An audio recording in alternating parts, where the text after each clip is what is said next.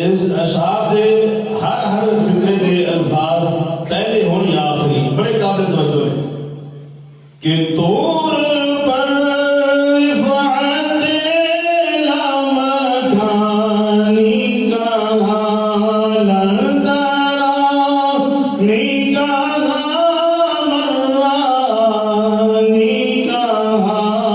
जिसका साया नहीं उसका सानी जिसका साया नहीं उसका सानी कहा उसका एक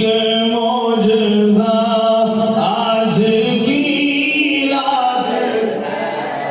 उसका एक मौजज़ा आज की रात है दोनों आलम है नूर अला नूर क्यों कैसी रौनक फिज़ा आज की रात है और ख्वाब राहत में थे उम्मे हानी के घर। इस वक्त आका इमाम अल-अंबिया अलैहिस्सलाम शब मेराज की रात, इंशाअल्लाह पूरा काम तो पढ़ूंगा मैं इंशाअल्लाह शब मेराज की रात की।